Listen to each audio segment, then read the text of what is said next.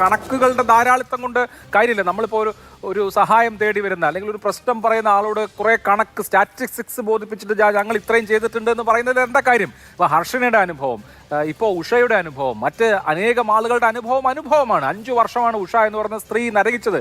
അവരോട് 1,12,00,000 ആളുകൾ ആശ്രയിക്കുന്ന, ഒരു വർഷം ആശ്രയിക്കുന്ന സംവിധാനത്തെ അല്ലേ നിങ്ങൾ ആശ്രയിച്ചതെന്ന് ചോദിച്ചിട്ട് കാര്യമില്ല. അപ്പോൾ അങ്ങനെ കണക്കോ സ്റ്റാറ്റിസ്റ്റിക്സോ അല്ല, മനുഷ്യത്വപരമായ സഹായമാണ് വേണ്ടത്. ഇതൊരു താങ്കളിപ്പോൾ അമേരിക്കയുടെ കാര്യം ഉദാഹരിച്ചല്ലോ. ഞാൻ നേതാക്കൾ പോകുന്നതിനെ കുറിച്ചൊന്നും പറയുന്നില്ല. ഒരു വിദേശ രാജ്യത്താണ് സിസ്റ്റത്തിന്റെ പിഴവ് കൊണ്ട്, ഒരു പൊതുമേഖലാ ആശുപത്രിയുടെ പിഴവ് കൊണ്ട് ഒരാൾക്ക് ഈ അവസ്ഥ വന്നിരുന്നെങ്കിൽ എത്ര കോടി രൂപ അവർക്ക് നഷ്ടപരിഹാരം കിട്ടിയെന്ന് ആലോചിച്ച് നോക്കൂ. ഇപ്പോഴും ഹർഷനയുടെ 2 ലക്ഷത്തിന്റെ കണക്കാ പറയുന്നത്. ആ 2 ലക്ഷം അവർ വാങ്ങിച്ചിട്ട് പോലുമില്ല. ഉഷയുടെ കാര്യം എന്താവുമെന്ന് അറിയില്ല.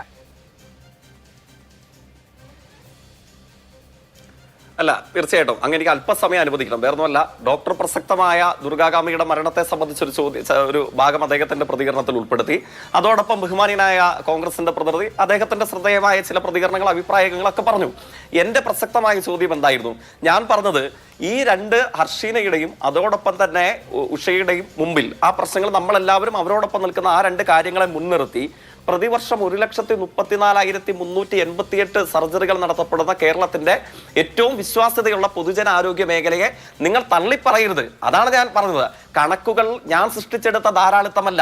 കേരളത്തിലെ ജനങ്ങൾ വിശ്വാസത്തോടുകൂടെ സമീപിക്കുകയും ചികിത്സ ഏറ്റുവാങ്ങുകയും ചെയ്തതിനെ തുടർന്ന് ആധികാരികമായ രേഖകളുടെ പിൻബലത്തിൽ ഞാൻ പറഞ്ഞതാണ്. അതാണ് നമ്മുടെ എല്ലാവരുടെയും മുമ്പിലുള്ളത്. പിന്നെ ഞാൻ അമേരിക്കയെ സംബന്ധിച്ച് താരതമ്യപ്പെടുത്തി എന്നുള്ളതാണ് പറയുന്നത്. അവിടെ 2 കാര്യങ്ങൾ എനിക്ക് കോൺഗ്രസിന്റെ പ്രതിനിധിയോട് ചൂണ്ടിക്കാണിക്കേണ്ടതായിട്ടുണ്ട്. ഈ നേട്ടങ്ങളെ സംബന്ധിച്ച് പറയുമ്പോൾ ഇപ്പൊ ഇൻഫന്റ് മോർട്ടാലിറ്റി റേറ്റ് കേരളത്തിന്റെ 6.0 അമേരിക്കയുടെ 6.5 നമുക്ക് എല്ലാവർക്കും അഭിമാനത്തോടുകൂടെ ലോകത്തോട് പറയാൻ കഴിയുന്ന വലിയ നേട്ടം. US-നെ അക്കാര്യത്തിൽ കേരളം പിന്തള്ളിയിരിക്കുന്നു. BJP-യുടെ പ്രതിനിധി പറയുന്ന ഇന്ത്യൻ സിനാരിയോ എന്താണ്? 25% മേലെയാണ് നമ്മളുടെ മുമ്പിൽ. 1000 വെച്ചിട്ടാണ് കമ്പയർ ചെയ്യുന്നത് കേട്ടോ. 1000 കുഞ്ഞുങ്ങൾ ജനിക്കുമ്പോൾ ഇന്ത്യയിൽ 25 പേർ മരിക്കുന്നു. കേരളത്തിൽ 6 US-ൽ ചെന്നാൽ അത് 6% മുകളിൽ 6%-ഓളമാണ്. നമുക്കെല്ലാവർക്കും അഭിമാനിക്കാൻ കഴിയുന്ന ഒരു ഇന്ത്യൻ യാഥാർത്ഥ്യം ഈ ഘട്ടത്തിൽ കേരളം മികവോടുകൂടെ നേടിയെടുത്തു. ആ നേട്ടങ്ങളെ കുറിച്ച് പറയുമ്പോൾ കോൺഗ്രസിന്റെ പ്രതിനിധി പറയുന്നത് എന്താണ്?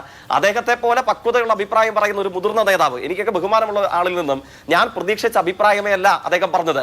നമ്മളുടെ സൈബർ സ്പേസിൽ മുഖമില്ലാത്ത ഏതെങ്കിലും അടിമ സംഘം ഉണ്ടെങ്കിൽ അവർ പറയാറുണ്ട്, വേണമെങ്കിൽ കെ സുധാകരൻ ജർമ്മനിയിൽ പോയി, ഉമ്മൻചാണ്ടി അമേരിക്കയിൽ പോയി, അല്ലെങ്കിൽ പിണറായി വിജയൻ മയോ ക്ലിനിക്കിൽ പോയി, ഇതൊക്കെ പോകുന്ന. അപ്പൊ എനിക്ക് വേണമെങ്കിൽ തിരിച്ചു പറയാൻ ഒരു വാദത്തിന് വേണ്ടിയിട്ട് കേരളത്തിന്റെ 2 ധനകാര്യമന്ത്രിമാർ, ഇപ്പോഴത്തെ സഖാവ് KN ബാലഗോപാലും ഡോക്ടർ തോമസ് ഐസക്കും, ഞാൻ ഇപ്പോഴും ഓർമ്മിക്കുന്നു, അദ്ദേഹം ജാഥയിൽ നടന്നു വരുമ്പോൾ അദ്ദേഹത്തിന് സുപ്രധാനമായ ഒരു ശാരീരിക വിഷമത നേരിട്ടിട്ട് എത്രയോ ദിവസങ്ങൾ, ആഴ്ചകൾ അദ്ദേഹം ചികിത്സ തേടിയത് കോട്ടയം മെഡിക്കൽ കോളേജിലാണ്. ബഹുമാനപ്പെട്ട ഇപ്പോഴത്തെ ധനകാര്യമന്ത്രി ചികിത്സ തേടിയത് തിരുവനന്തപുരം മെഡിക്കൽ കോളേജിലാണ്. എന്തുകൊണ്ടാണ്? ഇവർ ചികിത്സ നേടിയ അസുഖത്തിനായിരുന്നില്ല ബഹുമാനീയനായ ഉമ്മൻചാണ്ടിയും ശ്രീ കോടിയേരിയും അതോടൊപ്പം ശ്രീ കെ സുധാകരനും ഒക്കെ വിദേശ രാജ്യങ്ങളെ ആശ്രയിച്ചത്. പെക്യുലർ ആയിട്ടുള്ള ലൈഫ് ടു ത്രെറ്റ് എന്ന് പറയുന്ന ഇത്തരം, അല്ലെങ്കിൽ ജീവിതത്തെ അപകടത്തിലാക്കുന്ന ഇത്തരം അസുഖങ്ങൾക്ക് മുമ്പിൽ ഏറ്റവും മുന്തിയ ചികിത്സ നടക്കുന്ന ലോകോത്തര സ്ഥാപനങ്ങൾ വിവിധ രാജ്യങ്ങളുണ്ട്. അവിടെ നമുക്ക് അത്തരം രാജ്യങ്ങളെ ആശ്രയിക്കാൻ അവസരമുണ്ടെങ്കിൽ ആശ്രയിക്കണം, തർക്കമില്ല. കേരളത്തിന്റെ പൊതുജനാരോഗ്യ രംഗത്തേക്ക് വരുമ്പോൾ എന്താണ്? ഇപ്പോൾ മയോ ക്ലിനിക്കിനേക്കാൾ ക്യാൻസറിന് ഏറ്റവും മികച്ച ചികിത്സ നൽകുന്ന സ്ഥാപനം കേരളത്തിലുണ്ട്, ഇന്ത്യയിലുണ്ട്. നമുക്കാർക്കും അവകാശവാദം ഇല്ലല്ലോ. അങ്ങനെയല്ല ഇത്തരം കാര്യങ്ങളെ വിലയിരുത്തേണ്ടത്. ഒപ്പം അദ്ദേഹം പറഞ്ഞ അസ്വീകാര്യമായ അഭിപ്രായം എന്താണ്? ചരിത്രവിരുദ്ധമായ അഭിപ്രായം എന്താണ്? അതൊക്കെ പല സ്ഥലങ്ങളിലും കോൺഗ്രസ് രാഷ്ട്രീയം ഉയർത്തിപ്പിടിക്കുന്നവർ പോലും പറയാറില്ല. എന്താണ്? ഐക്യ കേരളത്തിന്റെ പിറവിക്ക് മുമ്പ് തന്നെ നമുക്ക് ഈ നേട്ടമുണ്ട്. വസ്തുതകളുടെ പിൻബലത്തിൽ പരിശോധിച്ചാൽ അത് പൊള്ളയായ ഒരു അവകാശവാദമല്ലേ? നമ്മുടെ നാട്ടിൽ രാജകുടുംബത്തിന്റെ ഭക്തസംഘമാണ് അത്തരം അഭിപ്രായ പ്രകടനം പറയാറുള്ളത്. കാരണം എന്താണ്? തിരുവിതാംകൂർ രാജകുടുംബത്തിന്റെ കാര്യങ്ങൾ മുതൽ തിരുവിതാംകൂറിൽ ആശുപത്രി ഉണ്ട് എന്ന് പറയുന്നത് ആ സംഘമാണ്. ആ സമയത്തെ പ്രത്യേകതയാണ്. ഡോക്ടർ പൽപ്പുവിനോട് എങ്ങോട്ട് പൊയ്ക്കൊള്ളാൻ പറഞ്ഞു? മദുരാസിയിലേക്ക് പോയി തിരികെ പോയിക്കൊള്ളുവോ, അല്ലെങ്കിൽ കേരളത്തിൽ നിന്ന് ചെത്തുതൊഴിലാളിയുടെ ജോലി നിൽക്കുകയോ ചെയ്യാൻ പറഞ്ഞു. ആ കേരളത്തിലെ ആയുർദൈർഘ്യം എന്തായിരുന്നു? ആ കേരളത്തിലെ മാനവിക വികാസ സൂചികളുടെ അളവുകോൽ എന്തായിരുന്നു? ആ കേരളത്തിലെ സ്ത്രീ പുരുഷ അനുപാതം എന്തായിരുന്നു?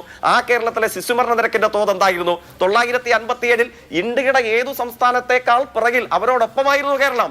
പക്ഷെ അക്കാര്യത്തിൽ അത്ഭുതകരമായ മുന്നേറ്റം കേരള പിറവിയാനന്തരം നമ്മൾ നേടിയെടുത്തു. അതല്ലേ നമ്മുടെ ആരോഗ്യ രംഗത്തിന്റെ മുന്നേറ്റം. ഡോക്ടർ അടക്കം വന്നിരുന്നു പറഞ്ഞത്